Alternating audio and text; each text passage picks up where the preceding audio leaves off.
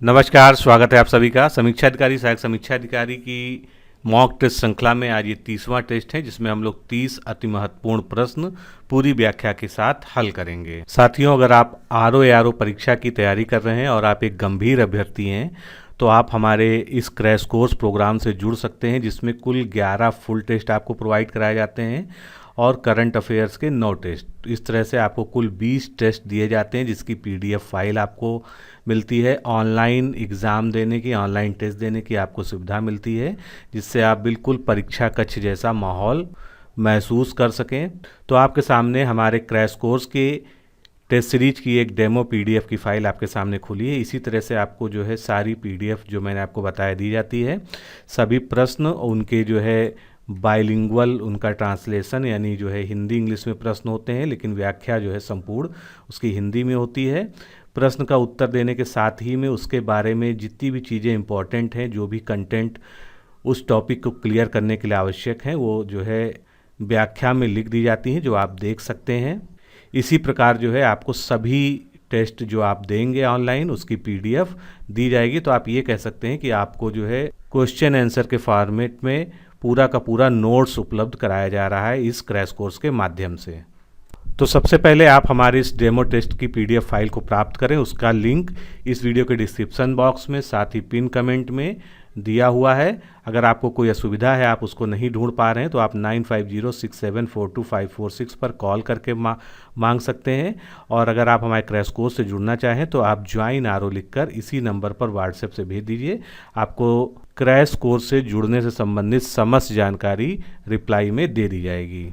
कम से कम समय में सेलेक्टेड मटेरियल के साथ, टारगेटेड अध्ययन सामग्री के साथ और अति संभावित प्रश्न श्रृंखला के माध्यम से आरओ परीक्षा की तैयारी के लिए इससे बेहतर विकल्प शायद ही कहीं उपलब्ध है। अतः अपना निर्णय शीघ्र लें और इस क्रैश कोर्स प्रोग्राम से जुड़ें। तो चलिए स्टार्ट करते हैं। पहला प्रश्न देखते हैं आज का। अनेक शब्दों के लिए प्रयुक्त एक शब्द के संदर्भ में कौन सा या कौन से सही हैं? तो ये 3 आपके सामने वाक्यांश के लिए एक शब्द दिए हैं, इनमें से कौन से सही हैं ये हमको बताना है। जो चीज़ इस संसार में ना हो उसके लिए क्या होगा एक शब्द? अलौकिक। क्या ये सही है? बिल्कुल सही है ये। जो कानून के अनुसार सही हो उसे हम क्या कहेंगे? वैध कहेंगे। ये भी बिल्कुल करेक्ट दिया हुआ है, यानी पहला और दूसरा सही हो गया। तीसरा क्या है? जो बहुत ऊंची आकांक्षा रखता हो उसके लिए एक शब्द क्या है? महत्वाकांक्षी। इस प्रकार तीसरा भी सही है, तो यानी डी ऑप्शन इसमें करेक्ट होगा। पहला, दूसरा और तीसरा तीनों ही कथन यहाँ पर सही दिए हुए हैं। कुछ अन्य उदाहरण देखते हैं। हास्य रस प्रधान नाटक का जो लेख होता है उसको हम क्या कहते हैं? एक शब्द में प्रहसन कहते हैं। हाल ही में ब्याही स्त्री के लिए एक शब्द क्या है? नवोड़ा। हाल ही में उत्पन्न हुआ बालक, उसको या बालक या बालिका दोनों हो सकता है, तो इसके लिए एक शब्द क्या है? नवजात। हाथी की पीठ पर रखे जाने वाली चौकी को क्या कहते हैं? हौदा कहते हैं। हाथी की तरह चलने वाली स्त्री, उसके लिए एक शब्द क्या है? गजगामिनी। हाथी का सिर कोंचने का जो हथियार होता है उसको क्या कहते हैं? अंकुश या अंकुशा कहते हैं। और हाथी का बच्चा, उसके लिए एक शब्द क्या है? गज शावक, उसके लिए बहुत कॉमन है। और वैसे जो है उसको स्पेसिफिकली जो है कलब कहा जाता है। तो दोनों ही आपको याद रखना है। चलिए अगला प्रश्न देखते हैं। जिसकी बुद्धि कमज़ोर हो, इस वाक्यांश के लिए एक शब्द क्या है? तो बुद्धि कमज़ोर हो उसके लिए एक शब्द क्या है? मंद बुद्धि, क्योंकि मंद का मतलब ही होता है कमज़ोर और बुद्धि उसके साथ जुड़ा हुआ है, यानी बुद्धि कमज़ोर मंद। ए ऑप्शन तो ठीक है। बी ऑप्शन के बारे में सोचते हैं। मख त्राता, तो ये मख त्राता क्या है? क्या इससे संबंधित है? ये इससे संबंधित नहीं है, तो इस प्रकार ए ऑप्शन ही इसका करेक्ट होगा। मख त्राता के बारे में जानते हैं, ये क्या होता है? तो मख त्राता जो होता है दो पक्षों के बीच में पढ़कर फैसला कराने वाला, जिसको हम लोग बिचौलिया कहते हैं, मीडिएटर कहते हैं, उसके लिए एक स्पेसिफिक टर्म है मख त्राता। कुछ अन्य उदाहरण देखते हैं वाक्यांश के लिए एक शब्द का। सबका प्रेम चाहने वाली नायिका, उसके लिए एक शब्द है सर्वकिया। सब भूमि या सब देशों में होने वाला सार्वभौम कहलाता है। सब कुछ खाने वाले के लिए एक शब्द क्या है? सर्वभक्षी। सब कालों में होने वाले के लिए एक शब्द है सर्वकालिक। सफ़ेद कमल के लिए स्पेसिफिक टर्म क्या है? पुंडरीक। सदैव प्रसन्न रहने वाले के लिए एक शब्द है चिर प्रसन्न।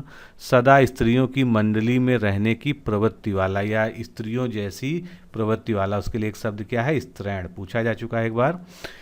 सत रज तम, तीनों गुण को एक साथ क्या कहते हैं? त्रिगुण कहते हैं। संकीर्ण या संकुचित विचारों वाला जो व्यक्ति होता है उसके लिए एक शब्द क्या है? दकियानूस। और श्याम कमल यानी जो काले रंग का कमल होता है उसके लिए एक शब्द क्या है? स्पेसिफिक इंदिवर। तो याद रखिएगा, सफ़ेद कमल पुंडरीक और श्याम कमल के लिए इंदिवर का प्रयोग किया जाता है। अगला प्रश्न देखते हैं, अरि व अहि क्रमशः किसके पर्यायवाची शब्द हैं? काफ़ी ज़्यादा ये यूज़ होते हैं। तो अरि व अहि, अहि किसका होता है? शत्रु का होता है। अहि किसका होता है? सर्प का होता है। तो इस तरह से सही ऑप्शन इसका क्या हो जाएगा? बी, शत्रु और सर्प। क्रमशः अगर हम देखेंगे तो अरि जो है शत्रु का हो जाएगा और अहि जो है सर्प का पर्यायवाची शब्द हो जाएगा। इनसे जुड़े अन्य पर्यायवाची भी देखते हैं। तो शत्रु के अन्य पर्यायवाची क्या हैं? रिपु, दुश्मन, बैरी, अमित्र, प्रतिपक्षी, अरात, ये सभी शत्रु के पर्यायवाची हैं। सर्प के पर्यायवाची काफ़ी पूछे जाते हैं। पौनासन, उरग, विषधर, नाग, पन्नग, फणी, ब्याल, भुजंग और सांप। इसके अलावा वृक्ष के पर्यायवाची द्रुम, विटप, साखी, दरख्त, गाछ, पेड़, पादप, अगम और तरु, ये सभी वृक्ष के पर्यायवाची हैं। और सेना के पर्यायवाची अनीकिनी, दल, चमू, अनीक, कटक और उनी, ये सभी सेना के पर्यायवाची शब्द हैं। अगला प्रश्न देखेंगे, तमस्विनी के समान अर्थ रखने वाले शब्दों को चुनिए। समान अर्थ रखने वाला का मतलब या तो समानार्थी या उसी का दूसरा नाम है पर्यायवाची, यानी सीधे शब्दों में तमस्विनी का पर्यायवाची शब्द यहाँ पर हमको चुनना है। तो तमस्विनी का पर्यायवाची क्या हो जाएगा? क्षणदा हो जाएगा और दूसरा क्या हो जाएगा? त्रियामा हो जाएगा। अब इससे आप अंदाज़ा लगा सकते हैं कि तमस्विनी का अर्थ क्या होता है। तमस्विनी का अर्थ होता है रात्रि या रात। तो इसमें सही ऑप्शन क्या होगा हमारा? सी ऑप्शन यहाँ पर करेक्ट होगा, पहला और तीसरा। तमस्विनी, क्षणदा, त्रियामा सभी समान अर्थ में प्रयुक्त किए जाने वाले रात्रि शब्द के पर्यायवाची हैं। रात्रि के अन्य पर्यायवाची हैं निशा, छया, रैन, रात, यामिनी, रजनी, सरवरी और विभावरी। इसके अलावा बाकी विकल्पों में जो शब्द दिए थे उनके बारे में भी जानते हैं। एरावरी और सौदामिनी, ये किसके पर्यायवाची हैं? बिजली के पर्यायवाची हैं।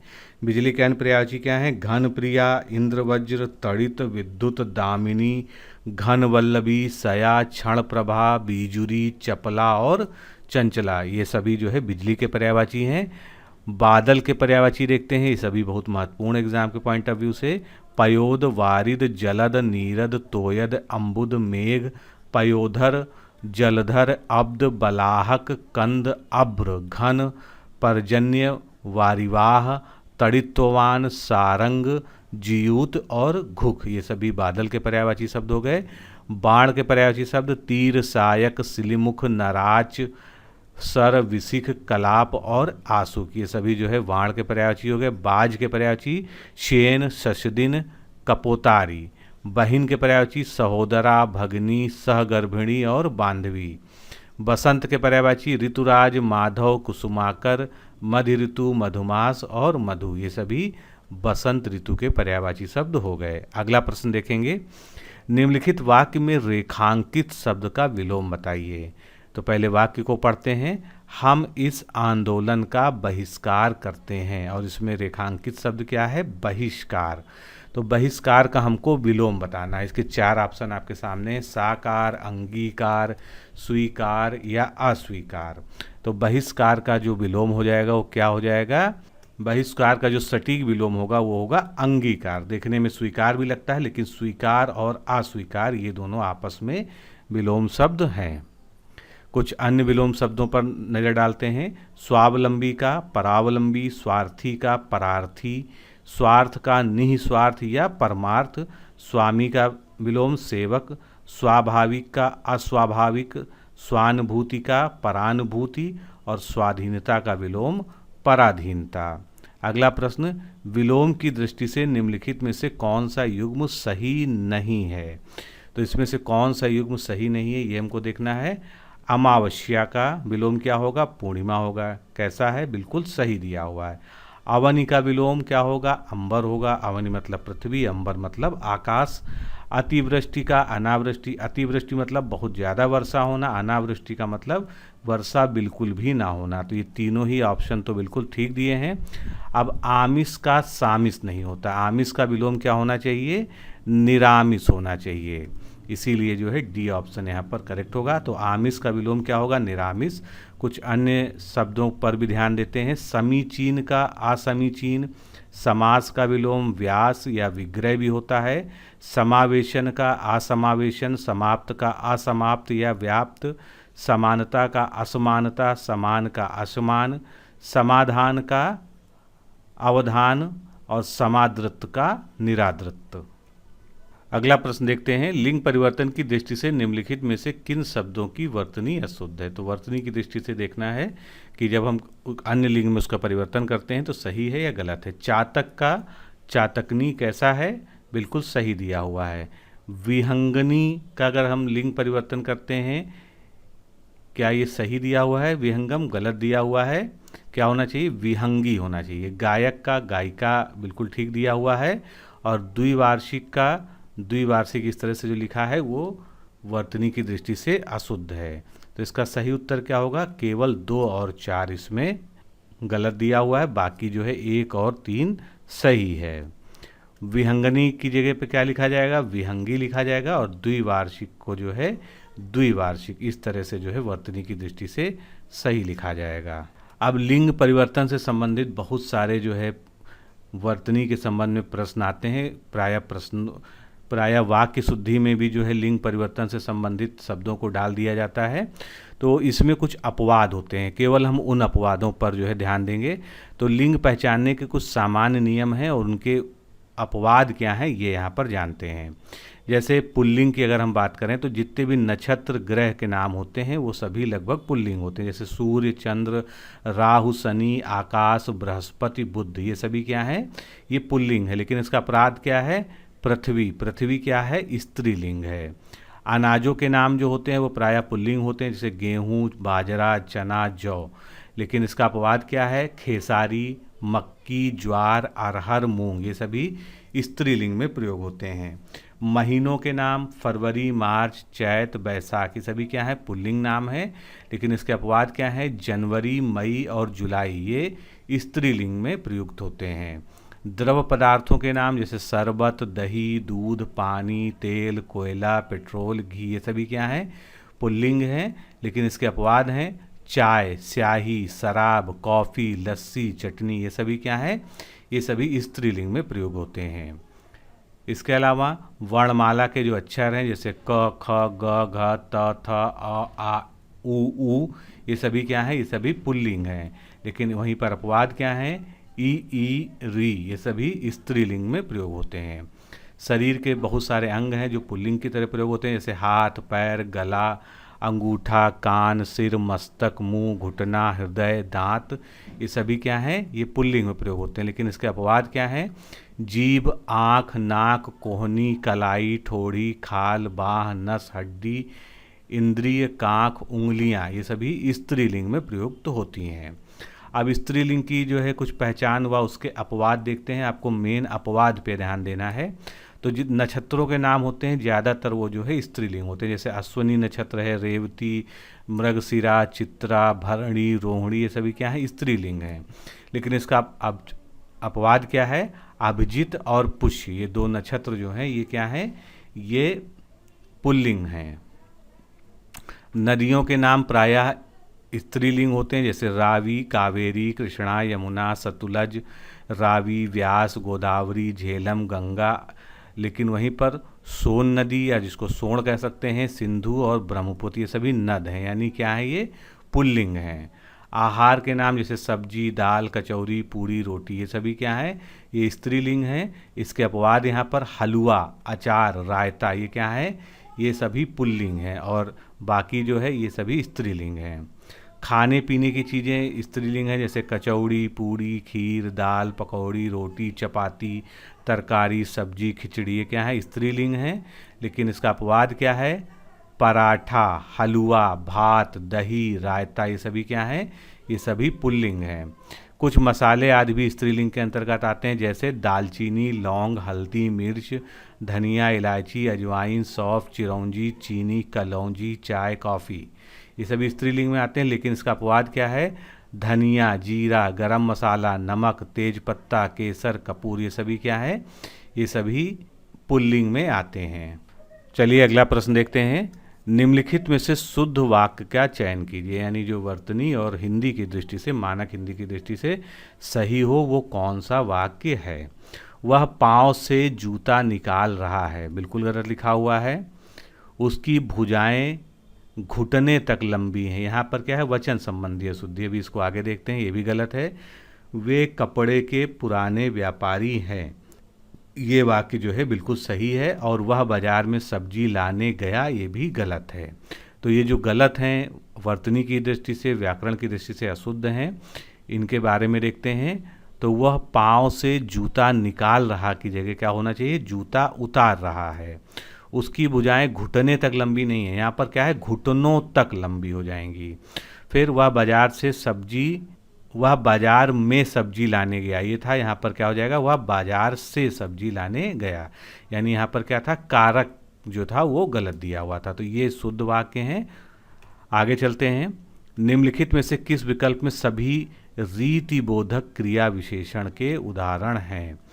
रीतिबोधक के बारे में अगर आपने नहीं पढ़ा है तो आगे भी मैं डिस्क्राइब करूंगा। सबसे पहले देख लीजिए इसमें रीतिबोधक क्रिया विशेषण के उदाहरण क्या हैं। रीति यानी जो ढंग का बोध कराते हो, किसी तरीके का बोध कराते हो, जैसे कि इसमें उदाहरण क्या है? अचानक, शायद या निसंदेह, ये सभी जो है रीति बोधक क्रिया विशेषण के उदाहरण हैं। वे अव्यय शब्द जो क्रिया होने की रीति या ढंग का बोध कराते हैं उन्हें रीति बोधक क्रिया विशेषण कहते हैं, जैसे धीरे धीरे, सहसा, शीघ्र, तेज, मीठा, शायद, मानो, ऐसे, अचानक, स्वयं, यथाशक्ति, निसंदेह, ये सभी जब जो है वाक्यों में प्रयोग होते हैं तो वो रीति यानी क्रिया किस प्रकार से हो रही है उसके बारे में बोध कराते हैं। अन्य विकल्पों पर ध्यान देते हैं। थोड़ा थोड़ा, ठीक, कम, ये सभी किस प्रकार के हैं? ये परिमाणवाचक क्रिया विशेषण है, क्योंकि यहाँ पर जो है मात्रा के बारे में बताया जा रहा है। अगला कब, जब, तब, ये क्या है? ये किसी न किसी काल का, समय का बोध करा रहे हैं, ड्यूरेशन का। तो ये कैसे हैं? कालबोधक क्रिया विशेषण है। इस तरह, किस प्रकार, अतः, ये क्या है? ये कारण बोधक हैं, क्योंकि ये किसी भी चीज़ के कारण के बारे में बता रहे हैं, तो ये कारण बोधक क्रिया विशेषण है। अब परिमाणवाचक क्रिया विशेषण की हमने बात की, इसके और भी प्रकार हैं, उनको जान लेते हैं। परिमाणवाचक में पहली चीज़ जान लीजिए कि ये मात्रा का बोध कराता है, क्वांटिटी का बोध कराता है। तो इसके अन्य प्रकार क्या है? पहला प्रकार है अधिकता बोधक, यानी बहुत, अति, बड़ा, बिल्कुल, सर्वथा, खूब, निपट, अत्यंत, अतिशय, यानी जहाँ पर मात्रा अधिक होने के बारे में सब बताया जा रहा है। तो जो वे अव्यय शब्द जो अधिकता बोध कराते हैं वे अधिकता बोधक परिमाणवाचक क्रिया विशेषण कहलाते हैं। फिर न्यूनता बोधक उसके उल्टा हो गए, यानी कुछ, लगभग, थोड़ा, टुक, प्रायः, जरा, किंचित, ये क्या है? न्यूनता बोधक का बोध करा रहे हैं। पर्याप्तवाची या पर्याप्तवाचक ये बताते हैं कि जो है जो मात्रा है वो पर्याप्त है, यानी केवल, बस, काफ़ी, यथेष्ट, चाहे, बराबर, ठीक, अस्तु। तुलनावाचक जो है मात्राओं में तुलना से संबंधित जो है अव्यय शब्द होते हैं, जैसे अधिक, कम, इतना, उतना, जितना, कितना, बढ़कर। श्रेणीवाचक ये किसी न किसी प्रकार की श्रेणी का, जैसे थोड़ा थोड़ा, क्रम क्रम से, बारी बारी से, तिल तिल कर, एक एक कर, यथाक्रम, तो ये श्रेणी का बोध कराते हैं। अगला प्रश्न देखेंगे। निम्नलिखित वाक्य में किस प्रकार का विशेषण विद्यमान है? मुझे 7 लीटर दूध चाहिए। यहाँ पर आप देखते हैं कि दूध के बारे में क्या दिया है? क्वांटिटी दी है, कितना? 7 लीटर, यानी ये क्या है? ये परिमाणवाचक है। जहाँ पर भी क्वांटिटी या मात्रा का बोध होता है उसको हम क्या कहते हैं? परिमाणवाचक विशेषण कहते हैं।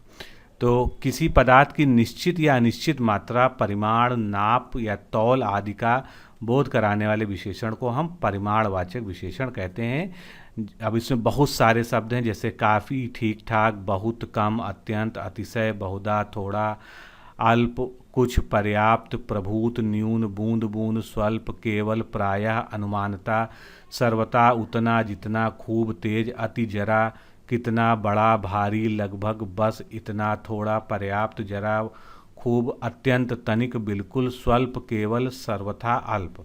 ये सभी शब्द क्या हैं? किसी न किसी प्रकार से क्वांटिटी का या मात्रा का बोध करा रहे हैं। अगला प्रश्न देखते हैं, निम्नलिखित में से कौन सा एक शब्द तत्सम है? तो इसमें से हमको तत्सम शब्द चुनना है। आपके सामने चारों ऑप्शन दिए हुए हैं। तो इसमें सेठ, बैल और सतसई, क्या इसमें से कोई शब्द आपको तत्सम दिख रहा है?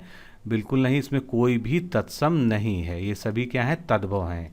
तो यहाँ पर डी ऑप्शन जो है करेक्ट होगा। अब जितने भी ये तत्सम पूछे गए हैं उनके तद्भव शब्द दिए हुए हैं, इनके तत्सम शब्द देख लेते हैं। जैसे श्रेष्ठ, सेठ का क्या होगा? श्रेष्ठी होगा। सतसई जो दिया था उसका सप्तसती होगा तत्सम। और बैल का तत्सम क्या होगा? वृषभ होगा। नेक्स्ट क्वेश्चन, निम्नलिखित काव्य पंक्ति में रेखांकित पद का तद्भव बताइए। मशक समान रूप कपिधरी, किसके बारे में बताया गया? हनुमान जी के बारे में वर्णन किया गया है कि उन्होंने मशक के समान छोटा रूप धर लिया था। तो मशक का जो है तद्भव शब्द क्या होगा इसमें?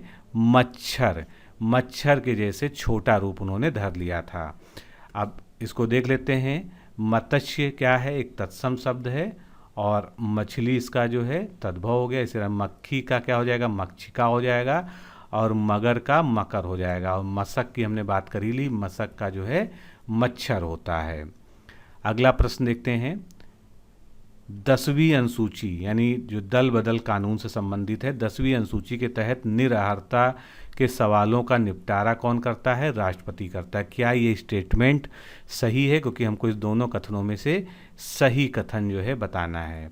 बिल्कुल गलत है, क्योंकि राष्ट्रपति जो है निरर्हता संबंधी या दल बदल हो जाने पर जो निरर्हता उत्पन्न होती है सदस्यों की, उसके संबंध में कोई निपटारा नहीं करता। कौन करता है? उस सदन का जो पीठासीन अधिकारी होता है। जैसे लोकसभा है तो लोकसभा अध्यक्ष होगा, तो पीठासीन अधिकारी द्वारा निपटारा किया जाता है। इसलिए पहला कथन बिल्कुल गलत है। 52वें संविधान संशोधन अधिनियम 1985 के द्वारा दल बदल निरोधक कानून लाया गया। क्या ये सही कथन है? बिल्कुल सही कथन है। तो केवल 2 इसमें सही होगा। बी ऑप्शन यहाँ पर करेक्ट होगा। अब इसके बारे में थोड़ा सा डिटेलिंग हम जानते हैं। 52वां संविधान संशोधन अधिनियम 1985 के द्वारा दल परिवर्तन संबंधी उपबंध शामिल किए गए। इसी से संविधान में 10वीं अनुसूची जोड़कर दल परिवर्तन के आधार पर निरर्हता के उपबंध किए गए। दल बदल संबंधी विवादों पर निपटारा सदन का अध्यक्ष करता है या उसका पीठासीन अधिकारी करता है। इसलिए कथन 1 सही नहीं था। इसके बाद दल बदल को और मजबूत करने के लिए दल बदल के विरुद्ध 91वां संविधान संशोधन हुआ, जो कि वर्ष 2003 में हुआ। इसके द्वारा 10वीं अनुसूची में परिवर्तन करके ये प्रावधान किया गया कि यदि किसी दल के न्यूनतम 2/3 2/3 सदस्य एक साथ समूह बनाकर अलग हो जाते हैं तो इस स्थिति में वे सदस्य दल बदल अधिनियम के अंतर्गत अयोग्य नहीं माने जाएंगे। यानी ये जो 2/3 हैं, अगर ये टूटकर अलग पार्टी बना लेते हैं तो उनको जो है इस कानून के तहत दोषी नहीं माना जाएगा, क्योंकि उनकी संख्या जो है काफ़ी है। अगला प्रश्न देखते हैं। इसमें आपके सामने 3 कथन दिए हुए हैं और कौन से कथन सही नहीं हैं ये हमको इसमें देखना है। तो इसमें से पहला कथन देखते हैं, 73वां संवैधानिक संशोधन अधिनियम पंचायती राज संस्थाओं को संवैधानिक दर्जा प्रदान करता है। क्या ये कथन सही है? बिल्कुल सही है। 1992 का जो है संशोधन हुआ था ये। 74वां संविधान संशोधन अधिनियम में प्रावधान है कि नगर पालिका का कार्यकाल 5 वर्ष का होगा। ये भी सही है, क्योंकि जो शहरी स्थानीय स्वशासन के संबंध में उपबंध किए गए थे 74वें संविधान संशोधन से, उसमें ये लागू किया गया था। अगला कथन क्या है? पंचायत का सदस्य बनने के लिए न्यूनतम निर्धारित आयु कितनी होनी चाहिए? 25 वर्ष। क्या ये सही है? बिल्कुल सही नहीं है। इसलिए तीसरा जो है इसमें गलत है। कितनी आयु होनी चाहिए? 21 वर्ष आयु होनी चाहिए। तो यहाँ पर क्या है? केवल 3 इसमें ऐसा है जो सही नहीं है। बी ऑप्शन यहाँ पर करेक्ट होगा। थोड़ा सा डिटेल जानते हैं। 73वां संवैधानिक संशोधन अधिनियम 1992 में पारित हुआ था। इसके द्वारा संविधान में पंचायतों से संबंधित भाग 9 जोड़ा गया था और इसमें अनुच्छेद 243 से 243 अड़ा तक प्रावधान किए गए, इसलिए कथन एक सही है। 74वां संविधान संशोधन अधिनियम 1992 नगर पालिकाओं से संबंधित प्रावधान करता है। इस अधिनियम के द्वारा नगर पालिका के लिए 5 वर्ष के कार्यकाल की व्यवस्था की गई है। इसके बाद 243 चा के अनुसार पंचायत का सदस्य बनने के लिए न्यूनतम आयु 21 वर्ष होनी चाहिए, अतः कथन 3 सही नहीं है। नेक्स्ट क्वेश्चन हम देखते हैं, निम्नलिखित कथनों पर विचार कीजिए और उसके बाद क्या करना है, कौन से कथन सही हैं उनको हमको टिक करना है, सही कथन हमको जो है इसमें से चुनने हैं। तो ये चारों कथन हम एक एक करके देखते हैं। व्यय विभाग के रूप में दीवाने वकूफ़ की स्थापना अलाउद्दीन खिलजी ने की थी, क्या ये सही है? तो गलत स्टेटमेंट है, क्योंकि दीवाने वकूफ़ जो है अलाउद्दीन खिलजी की जगह जो है इसको जलालुद्दीन खिलजी ने इसकी स्थापना की थी। तो पहला स्टेटमेंट तो यहाँ पर गलत हो गया। उसके बाद गाजी की उपाधि धारण करने वाला दिल्ली का पहला सुल्तान बलबन था। जरा सोचिए क्या बलबन था? तो बलबन नहीं था, बलबन की जगह कौन था? गयासुद्दीन तुगलक ने जो है गाजी की सबसे पहले उपाधि धारण की थी सुल्तानों में। तीसरा कथन, दिल्ली सल्तनत का वास्तविक संस्थापक इल्तुतमिश को माना जाता है, ये बिल्कुल सही कथन है। मुगल बादशाह जहांदार शाह लंपट मूर्ख के नाम से जाना जाता था, उसकी एक उपमा थी, ये भी सही है। तो इस तरह से कथन 3 व 4 सही हैं और 1 और 2 गलत हैं। थोड़ा सा डिटेल जानते हैं इसके बारे में। व्यय विभाग के रूप में दीवाने वकूफ़ की स्थापना जलालुद्दीन खिलजी ने की थी, अतः कथन 1 सही नहीं है। तुगलक वंश का प्रथम शासक गयासुद्दीन तुगलक गाजी की उपाधि धारण करने वाला दिल्ली का प्रथम सुल्तान था। इसके बाद इल्तुतमिश को दिल्ली सल्तनत का वास्तविक संस्थापक माना जाता है। वह कुतुबुद्दीन ऐबक का दास व दामाद था। इसके बाद जहांदार शाह की बारी आती है, तो उसका एक जो है प्रसिद्ध उपनाम था जो उसके बारे में जो उपहास उड़ाने के लिए बोला जाता था, लंपट मूर्ख। तो ये जो है सही है। अगला प्रश्न देखते हैं, सूची 1 को सूची 2 से मिलाना है। तो यहाँ पर कुछ जो है सामाजिक संस्थाएं दी हुई हैं और उनसे संबंधित व्यक्ति या संस्थापक उनके सामने दिए हुए हैं। तो एक एक करके हम इसका मिलान करने का प्रयास करते हैं। सबसे पहले हम बात करते हैं देव समाज की।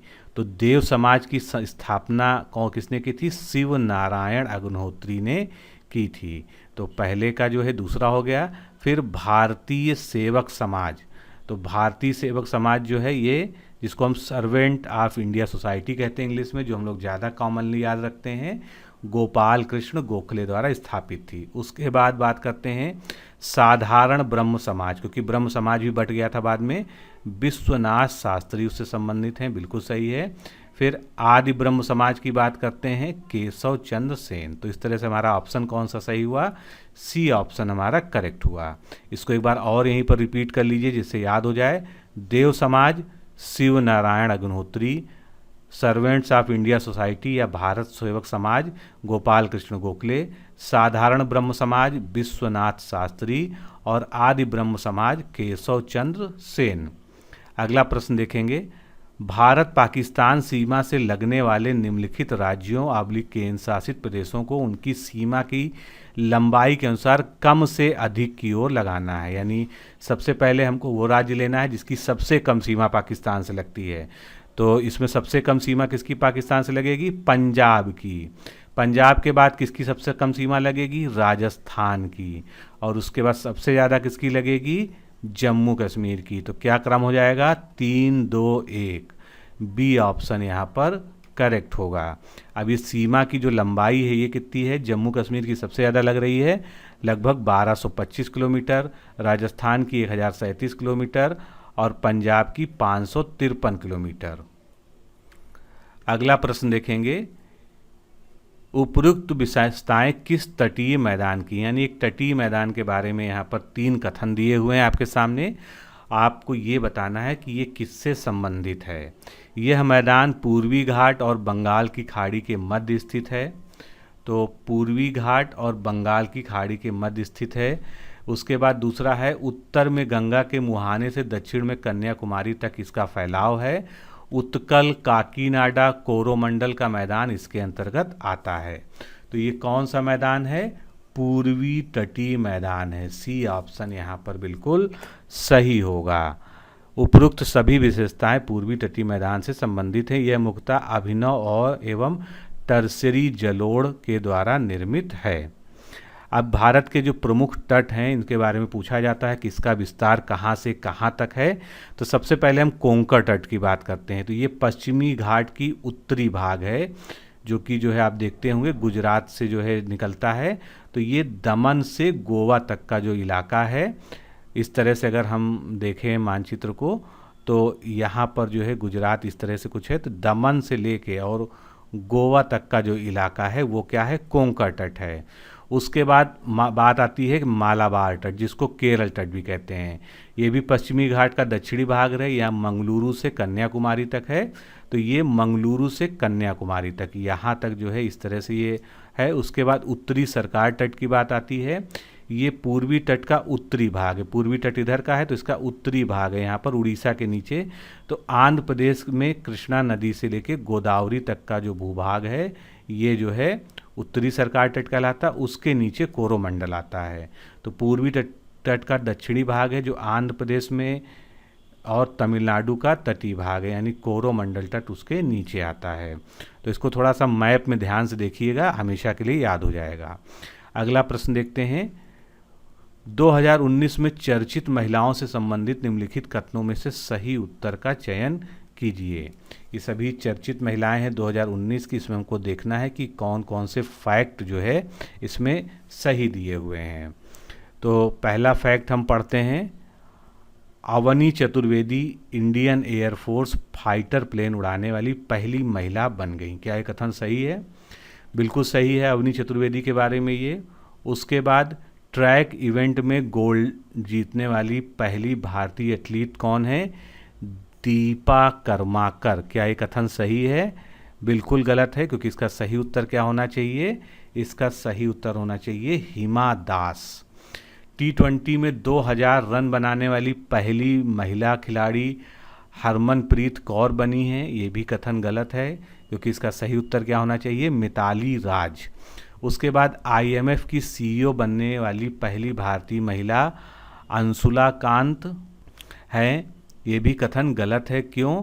क्योंकि ये जो है वर्ल्ड बैंक की CFO बनने वाली पहली भारतीय महिला हैं। तो इस तरह से केवल एक, यानी बी ऑप्शन इसमें करेक्ट है। अब इनको एक बार फिर से देख लीजिए जिससे ये फैक्ट याद हो जाएं। ट्रैक इवेंट में गोल्ड जीतने वाली पहली भारतीय महिला एथलीट हिमा दास हैं। T20 में 2000 रन बनाने वाली पहली महिला खिलाड़ी मिताली राज हैं। IMF की CEO बनने वाली पहली भारतीय महिला कौन है? गीता गोपीनाथन है। और वर्ल्ड बैंक की CFO बनने वाली पहली भारतीय महिला अंशुला कांत हैं। नेक्स्ट क्वेश्चन देखेंगे। निम्नलिखित में से कौन से संयुक्त सैन्य अभ्यास थल सेनाओं के बीच आयोजित किए गए? यानी जो केवल थल सेनाओं के बीच हुए। अजय वारियर 2020 बिल्कुल करेक्ट। संप्रीति 9 2020 ये भी सही है। अल नागाह 3rd 2019 ये भी सही है। यानी तीनों ही जो है थल सेना के अभ्यास हैं, लेकिन इनके बारे में डिटेल जानना भी जरूरी है। अजय वारियर 2020 भारत और इंग्लैंड में हुआ। संप्रीति 9 2020 भारत और बांग्लादेश के बीच का थल सेना अभ्यास है। और अल नागाह 3rd 2019 भारत ओमान के बीच हुआ। नेक्स्ट क्वेश्चन देखते हैं। पृष्ठ तनाव या सरफेस टेंशन से संबंधित निम्नलिखित कथनों पर विचार करना है, और आपके सामने जो ऑप्शन है इसमें सही गलत क्या है ये हमको आपको बताना है। तो तापमान बढ़ने से क्या पृष्ठ तनाव बढ़ता है? जरा सोचिए, अगर किसी जो है माध्यम का तापमान बढ़ाया जाएगा तो वहाँ पर पृष्ठ तनाव या सरफेस टेंशन बढ़ेगा? नहीं बढ़ेगा, उल्टा घटना चाहिए। तो ये जो है गलत है। जब द्रव में विद्युत धारा प्रवाहित की जाती है तब द्रव का पृष्ठ तनाव घटता है। बिल्कुल सही है। ग्रीस तथा तेल आदि पृष्ठ तनाव घटाते हैं, इसीलिए ग्रीसिंग ऑयलिंग की जाती है मशीनों में। तो इस तरह से 2 व 3 सही हैं और पहला कथन गलत है। थोड़ा सा इसके बारे में डिटेल में जानते हैं। तापमान बढ़ने से पृष्ठ तनाव घटता है, कथन एक गलत है। पृष्ठ तनाव या सरफेस टेंशन होता क्या है? द्रव का जो स्वतंत्र पृष्ठ होता है जिसमें कम से कम क्षेत्रफल प्राप्त करने की जो प्रवृत्ति होती है उसको हम सरल शब्दों में पृष्ठ तनाव या सरफेस टेंशन कहते हैं। ताप के बढ़ने पर द्रव का पृष्ठ तनाव घटता है, ना कि बढ़ता है, तथा द्रव के पृष्ठ पर अशुद्धियां होने पर पृष्ठ तनाव घटता है। तो ये भी प्रश्न पूछा जा सकता है कि अगर कोई लिक्विड है उसका जो सरफेस है, जो उसका ऊपरी भाग है, उसमें अशुद्धियां मिली जाएं तो क्या पृष्ठ तनाव बढ़ेगा या घटेगा? तो पृष्ठ तनाव क्या होगा? घट जाएगा। सामान्यतः द्रव में अत्यधिक घुलनशील पदार्थ मिलाने पर द्रव का पृष्ठ तनाव बढ़ता है, जबकि कम घुलनशील पदार्थ मिलाने पर पृष्ठ तनाव घटता है। तो ये सभी कंडीशन आपको याद रखनी है कि कब पृष्ठ तनाव या सरफेस टेंशन बढ़ रहा है, कब घट रहा है। आगे चलते हैं, अगला स्टेटमेंट और रीजन वाला प्रश्न देखते हैं। समतल दर्पण पर बना प्रतिबिंब आभासी होता है। क्या ये कथन सही है? बिल्कुल सही है, आभासी प्रतिबिंब ही बनता है। कारण इसका दिया हुआ है, एक आभासी प्रतिबिंब केवल तभी बनता है जब परावर्तित या अपवर्तित किरणें एक बिंदु से ना आती प्रतीत हों। तो ये उसका कारण क्या जस्टिफाइड है? नहीं जस्टिफाइड है, ये गलत है। सी ऑप्शन यहाँ पर करेक्ट होगा। अब इसके बारे में पूरी जानकारी देखते हैं। समतल दर्पण में जो बना प्रतिबिंब होता है वो आभासी होता है, इसमें कोई डाउट नहीं है, क्योंकि उसे पर्दे पर प्राप्त नहीं भी किया जा सकता है। उसके बाद जब परावर्तित या अपवर्तित किरणें एक ही बिंदु से आती हुई प्रतीत होती हैं तब आभासी प्रतिबिंब बनता है। अतः कारण आर जो है गलत हो जाएगा। अब दर्पण को लेके कई तरह के प्रश्न आते हैं आपके एग्जाम में, उसके प्रयोग के बारे में, और उन सभी प्रश्नों को यहाँ पर मैंने व्याख्या में आपके लिए रखा हुआ है। इसको बहुत ध्यान से समझिएगा। यदि कोई वस्तु समतल दर्पण को क्या कहते हैं? प्लेन सरफेस मिरर कहते हैं। इसके सापेक्ष x किलोमीटर प्रति घंटे की चाल से गति करे तो प्रतिबिंब भी उस वस्तु के सापेक्ष दुगुना यानी 2x किलोमीटर प्रति घंटे की चाल से गति करता है। ये सब जो है प्रश्न है, आप इसको ध्यान रखिएगा। उसके बाद समतल दर्पण में किसी वस्तु का प्रतिबिंब कैसा बनता है? काल्पनिक होता है, वस्तु के बराबर होता है और पार्श्व होता है और उल्टा बनता है। ये आपको याद रखना है। समतल दर्पण और उत्तल दर्पण, यानी समतल दर्पण हो गया प्लेन सरफेस मिरर और जो है उत्तल दर्पण क्या हो गया? कॉन्वेक्स मिरर का प्रतिबिंब सीधा बनता है। और ऊपर हमने पढ़ा क्या? पार्श्व उल्टा बनता है, यानी अगर आप जो है दर्पण के सामने खड़े हैं तो आपका जो दायां कान है वो बाईं तरफ दिखाई देगा और बायां कान दाईं तरफ दिखाई देगा, लेकिन आपका प्रतिबिंब कैसा होगा? सीधा ही होगा। यह वस्तु की स्थिति पर निर्भर नहीं करता है। वस्तु जहां भी उत्तल दर्पण के आगे रखी हो प्रतिबिंब काल्पनिक, हासित एवं सीधा बनेगा। उत्तल दर्पण की में ही जो है प्रत्येक दशा में प्रतिबिंब दर्पण के पीछे उसके ध्रुव और फोकस के बीच में वस्तु से छोटा, सीधा और आभासी बनता है। तो उत्तल दर्पण में अगर आपके प्रतिबिंब के गुण पूछ लिए जाएं तो वस्तु से छोटा बनेगा, सीधा बनेगा और आभासी बनेगा। ये 3 शब्द आपको याद रखने हैं। उत्तल दर्पण का दृष्टि क्षेत्र अधिक होता है, इसलिए इसका उपयोग पीछे के दृश्य देखने के लिए गाड़ी में चालक की सीट के पास साइड मिरर के रूप में किया जाता है। ये पूछा जाता है कि गाड़ी में जो साइड मिरर होता है उसमें उत्तल दर्पण लगता है या अवतल दर्पण लगता है, तो आपको बताना है कि उसमें उत्तल दर्पण लगता है। अवतल दर्पण जो है जिसको कॉन्केव मिरर कहते हैं, इसका उपयोग सोलर कुकर, गाड़ी की हेडलाइट, सर्च लाइट, आँख, नाक, कान यानी ENT जो डॉक्टर होते हैं उनके द्वारा जो उपकरण होता है उसमें किया जाता है। उत्तल दर्पण का उपयोग गाड़ियों के पृष्ठ दर्पण बनाने तथा सड़क पर लगे परावर्तक लैंपों में भी किया जाता है। समतल दर्पण का उपयोग युद्ध के समय बंकर में छिपे दुश्मनों की गतिविधियों को देखने तथा पनडुब्बी जहाजों आदि में किया जाता है। अगला प्रश्न, बाइनरी सिस्टम 0 और 1 की शक्ति का प्रयोग करता है। क्या स्टेटमेंट सही है? तो बाइनरी सिस्टम नाम ही उसका जो है द्विअंक पद्धति है, यानी ये 0101 के कॉम्बिनेशन में चलता है। बिल्कुल सही है। लगभग 1000 MB 1 गीगाबाइट के बराबर होता है। तो यहाँ पर लगभग शब्द जुड़ा हुआ है, इसलिए ये भी कथन जो है बिल्कुल सही है। तो इस तरह से 1 और 2 दोनों ही कथन यहाँ पर सही है। अब जो है परिवर्तन देख लेते हैं। 1 बाइट जो होता है वो 8 बिट के बराबर होता है। 1 KB जिसको किलोबाइट कहते हैं 1024 बाइट के बराबर होता है। 1 MB 1024 KB के बराबर होता है। 1 GB 1024 MB के बराबर होता है। 1 टेराबाइट 1024 गीगाबाइट के बराबर यानी जीबी के बराबर होता है। अगला प्रश्न कथन और कारण के रूप में है। कथन क्या है? प्रोग्रामिंग सॉफ्टवेयर कंप्यूटर प्रोग्राम लिखने में एक प्रोग्रामर की सहायता करने के लिए उपकरण प्रदान करता है। तो क्या ये स्टेटमेंट सही है? तो बिल्कुल सही स्टेटमेंट है ये। कारण इसका क्या बताया गया है कि ट्रांसलेटर, वर्ड प्रोसेसर इसके उदाहरण हैं, यानी ये सब प्रोग्राम के उदाहरण हैं। तो क्या प्रोग्राम के उदाहरण हैं? नहीं, बिल्कुल गलत है ये, इसलिए ए सही है, आर गलत है।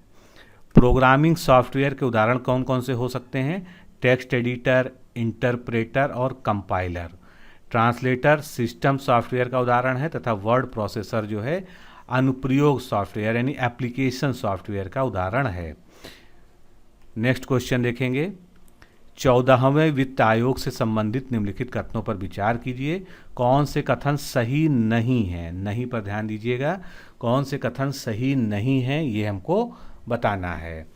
तो इसका गठन 2013 में हुआ था, ये भी ध्यान दीजिएगा। ये 14वें वित्त आयोग की बात हो रही है, 15वें का भी गठन हो चुका है।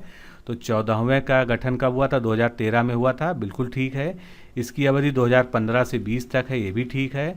इसके अध्यक्ष कौन है? एनके सिंह है क्या? नहीं है। एनके सिंह किसके हैं? 15वें वित्त आयोग के अध्यक्ष हैं, इसलिए केवल जो है इसमें तीसरा जो है सही नहीं है, 1 और 2 सही हैं। संविधान के अनुच्छेद 280 के तहत वित्त आयोग का गठन का प्राविधान है जो राष्ट्रपति के द्वारा 5 वर्ष के लिए किया जाता है। 14वें वित्त आयोग के अध्यक्ष कौन थे? वाईवी रेड्डी हैं, अतः कथन 3 सही नहीं है। भारत सरकार ने राष्ट्रपति की स्वीकृति से 27 नवंबर 2017 को 15वें वित्त आयोग का भी गठन कर दिया है। 15वें वित्त आयोग के अध्यक्ष हैं एनके सिंह और सचिव हैं अरविंद मेहता। ये याद रखिएगा, दोनों ही फैक्ट महत्वपूर्ण हैं। अगला प्रश्न, निम्नलिखित में से किसका सुमेलन सही नहीं है? कुछ समितियां हैं, वो किससे संबंधित हैं ये हमको बताना है।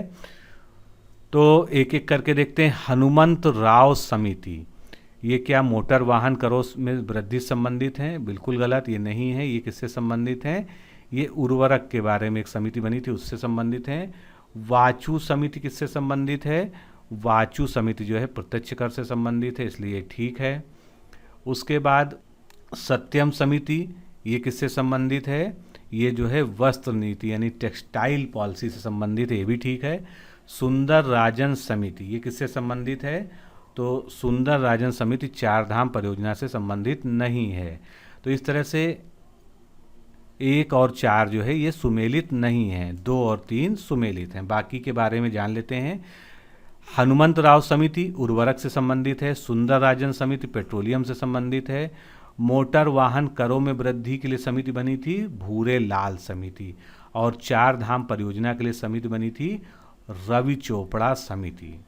अगला प्रश्न, एक स्थान दिया हुआ है, उसका हमको पता लगाना है, जिसके बारे में कुछ 3 कथन यहाँ पर हमारे पास हैं।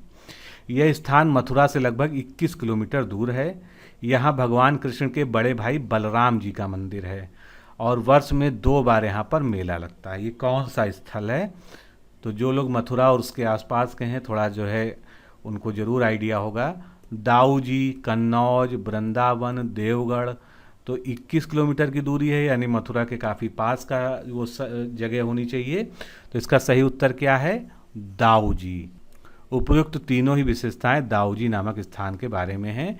भारत के कुछ प्रसिद्ध मंदिर देखते हैं। कोणार्क मंदिर कहाँ पर है? भुवनेश्वर जो राज्य है उड़ीसा। 64 योगिनी मंदिर, ये मुरैना मध्य प्रदेश में है। कामाख्या मंदिर गुवाहाटी असम में है।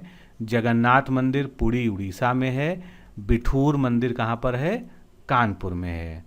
नेक्स्ट क्वेश्चन देखते हैं। सुमेलन करना है सूची 1 और सूची 2 का। कुछ उपनाम दिए हुए हैं, उनको मिलाना है और सभी उत्तर प्रदेश से संबंधित हैं। तो काशी की बहन किसको कहते हैं हम? गाजीपुर को कहते हैं, ठीक है। ये सुहाग नगरी, सुहाग नगरी मतलब जहाँ सुहाग का सामान मिलता हो, यानी चूड़ी इत्यादि मिलती हो, यानी फिरोजाबाद। तो बी का जो है 3 हो गया।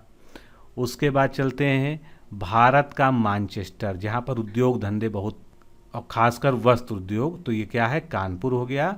और बागों का नगर क्या है? लखनऊ है। यहाँ पर 4 बाग और इस तरह से कई सारे जो है बागों के नाम पे स्थानों के नाम हैं, तो इसलिए जो है इसको बागों का नगर कहते हैं। तो इस तरह से ए ऑप्शन यहाँ पर करेक्ट हो गया। एक बार फिर से देख लीजिए, काशी की बहन गाजीपुर, सुहाग नगरी फिरोजाबाद, भारत का मैनचेस्टर कानपुर और बागों का नगर लखनऊ। यहाँ पर एक सुधार कर लीजिएगा, थोड़ा सा लिखने में त्रुटि हो गई है। ये जो है उत्तर भारत का जो है मैनचेस्टर है, यहाँ पर उत्तर भारत जोड़ लीजिएगा। उत्तर भारत का जो मैनचेस्टर है वो कानपुर है, क्योंकि भारत का मैनचेस्टर की जब हम बात कहते हैं तो वो कौन सा है, अहमदाबाद है। इसको ध्यान रखिएगा, यहाँ पर जो है टाइपिंग में जो है ये छूट गया है, जो मुझे अब ध्यान आ रहा है। चलिए नेक्स्ट क्वेश्चन देखते हैं। निम्नलिखित में से किन संस्थाओं का मुख्यालय जेनेवा में है? तो जेनेवा में मुख्यालय किन किन का है, G15 का है और WTO का मुख्यालय जो है जेनेवा में है। तो ये जो है दो जो है यानी 1 और 2 ये जेनेवा में मुख्यालय वाले हो गए। G15 विश्व के अब 17 विकासशील देशों का संगठन, इसकी स्थापना 1989 में हुई थी। इसका मुख्यालय जेनेवा में है। WTO या विश्व व्यापार संगठन की स्थापना 1995 में हुई थी। वर्तमान में इसके सदस्य देश 164 हैं। 164वां सदस्य देश कौन सा है, अफगानिस्तान है, और इसका भी मुख्यालय कहाँ पर है, जेनेवा में है। अब अगला आता है अंतर्राष्ट्रीय परमाणु ऊर्जा अभिकरण IAEA। इसकी स्थापना 1957 में हुई थी। इसका मुख्यालय वियना में है। अतः 3 जो है सही नहीं। इस प्रकार इस प्रश्न का उत्तर जो है A होगा, जो हमने देख लिया। नेक्स्ट क्वेश्चन देखते हैं। निम्नलिखित में से कौन सी योजना पहले शुरू हुई? ये चारों ही योजनाएं लगभग एक ही समय में यानी एक ही ईयर में शुरू हुई हैं, लेकिन सबसे पहले जो है कौन सी है, इसलिए आपको डेट के बारे में भी पता होना चाहिए। और चारों ही जो है मोदी सरकार की कार्यकाल में 2014 में शुरू हुई थी। तो थोड़ा सा ध्यान लगाइए, हो सकता है आप जो है इसका उत्तर गेस कर ले जाएं। चलिए मैं बता देता हूँ, इसका सही उत्तर है A। नमामि गंगे योजना जो है सबसे पहले लॉन्च हुई थी। नमामि गंगे योजना या परियोजना 10 जुलाई 2014। स्वच्छ भारत मिशन गांधी जयंती के दिन 2 अक्टूबर 2014। प्रधानमंत्री जनधन योजना 28 अगस्त 2014 और मेक इन इंडिया योजना 25 सितंबर 2014। तो दोस्तों इस तरह से हम लोगों ने क्वेश्चंस और उनकी व्याख्या को देखा। मिलते हैं अगले सीरीज में। नमस्कार, धन्यवाद। वीडियो स्टार्ट करने से पहले मैं 2 मिनट का आपका समय लूंगा। आप अगर समीक्षा अधिकारी की तैयारी कर रहे हैं और आप ये चाहते हैं कि आप जो है कम से कम 55+ मार्क्स सिक्योर कर सकें, तो आपके लिए एक रामबाण सॉल्यूशन है, जो कि ये PDF है। ये PDF जो है आपको ई-बुक के फॉर्म में प्राप्त होगी। इसका आप प्रिंट स्वयं निकलवा सकते हैं, क्योंकि इसका प्रिंट हमारे द्वारा प्रोवाइड किया जाना संभव नहीं है। अब ये PDF जो है इस तरह से आप प्रिंट निकलवाएंगे। लगभग 157 पेज की ये जो है PDF है, लेकिन इसमें हिंदी के पूरे 6 टॉपिक, जो पूरे 6 टॉपिक होते हैं, तत्सम तद्भव, विशेष विशेषण, विलोम शब्द, वाक्यांश के लिए एक शब्द, वाक्य एवं वचनी शुद्धिकरण, पर्यायवाची और समानार्थी शब्द जो है, ये सभी जो है इसमें आपको क्रमबद्ध रूप से मिलेंगे। और ये पूरा इस तरह से लिखा गया है, सारे प्रामाणिक स्रोत, जितनी भी अच्छी और मानक किताबें हैं उनसे, बाकी जो अन्य प्रामाणिक जो है शब्दकोश हैं और जितने भी सोर्सेज हैं, सबसे संकलित करके जो है इस ई-बुक को तैयार किया गया है। और ये PDF फॉर्म में अवेलेबल है। ईजिली आप जो है इसको डाउनलोड कर सकते हैं। इसके लिए जो है लिंक इस तरह से इस वीडियो के डिस्क्रिप्शन बॉक्स में दिया हुआ है। अगर आपको नहीं प्राप्त हो रही, कोई समस्या आ रही है, तो ये जो है कॉन्टेक्ट नंबर है 9506742546। इस पर आप जो है एक बार फ़ोन कर लीजिए या RO हिंदी PDF लिख के भेज दीजिए, तो उधर से आपको जो है लिंक और सारी जानकारी दे दी जाएगी। अब ये PDF जो है थोड़ा सा इसको देख लीजिए किस तरह की दिखती है। और इसका जो सैंपल PDF है, जिसमें 10-15 पन्ने जो है प्रदर्शित करने के लिए आपको दिया जा रहा है सैंपल के रूप में, उसका भी लिंक जो है डिस्क्रिप्शन बॉक्स में दिया है। आप वहां से डाउनलोड करके उसको डिस्क्रिप्शन में देख लीजिए। तो इस तरह से जो है इसमें आप देखेंगे तो जो है पहले पन्ने पर जो है सारा जो है ब्यौरा दिया है कि कौन कौन से टॉपिक हैं और किस पेज नंबर पे मिलेंगे। उसके बाद जो है जैसे ये तत्सम तद्भव है, तो यहाँ से इसकी शुरुआत होती है। सबसे पहले जो है जितने भी तत्सम तद्भव के बारे में बेसिक जानकारियां हैं और जो नियम हैं, जो मानक नियम है कि कौन से शब्द तत्सम है, कौन से तद्भव हैं, उन सबको डिस्कस किया गया है। इसी तरह से जो है ये पूरी PDF डिजाइन की गई है। फिर आप देख सकते हैं दूसरा टॉपिक विशेष एवं विशेषण। तो विशेष एवं विशेषण के जितने प्रकार हैं, क्रिया विशेषण, उनमें क्या भेद होता है और किस तरह से उसको हम जो है पहचान सकते हैं, सारी चीज़ें जो आपको ये ज़रूरी हैं सब यहाँ पर दी गई है। तो ये बुक है, भले हम इसको प्रिंट नहीं करा पाए, लेकिन जो है आपको PDF के फॉर्म में दी जा रही है, जिससे आप जो है चाहें तो इसको प्रिंट करा के पढ़ सकते हैं, या जो है आप ऐसे ही इसका इस्तेमाल जो है PDF से डायरेक्ट पढ़ने में कर सकते हैं। तो और कोई भी जानकारी चाहिए तो आपके सामने ये नंबर दिया है 9506742546, आप इस पर कॉल करिए या व्हाट्सएप करिए, आपको जानकारी दे दी जाएगी। इसके अलावा अगर आप जो है एक गंभीर अभ्यर्थी के रूप में समीक्षा अधिकारी, सहायक समीक्षा अधिकारी परीक्षा की तैयारी कर रहे हैं और चाहते हैं कि आप उसमें अच्छे से अच्छा जो है इस बार स्कोर करें, तो आप हमारे क्रैश कोर्स प्रोग्राम से जुड़ जाइए। क्रैश कोर्स प्रोग्राम जो है बेसिकली एक टेस्ट सीरीज है, लेकिन ये टेस्ट सीरीज जो है केवल क्वेश्चन आंसर वाली टेस्ट सीरीज नहीं है। इसमें आपको क्वेश्चन आंसर के फॉर्मेट में PDF में पूरा नोट्स दिया जाता है, जो कि क्वेश्चन की व्याख्या में लिखा जाता है। अब ये नोट्स किस तरह के हैं, इसके लिए आप जो है सबसे पहले हमारे टेस्ट सीरीज की जो है सैंपल PDF को इस वीडियो के डिस्क्रिप्शन में दिया हुआ है, उसको डाउनलोड कर लीजिए। अगर नहीं प्राप्त होता है तो आपको इसी नंबर पर ज्वाइन RO लिखना है और व्हाट्सएप कर देना है किस पर, 9506742546 पर। उधर से पूरी प्रक्रिया और PDF फाइल का लिंक आपको भेज दिया जाएगा। तो समीक्षा अधिकारी की तैयारी करने के लिए इससे बेहतर विकल्प आपके पास कोई नहीं है। आप चाहें तो जो है हमारे साथ जुड़ सकते हैं।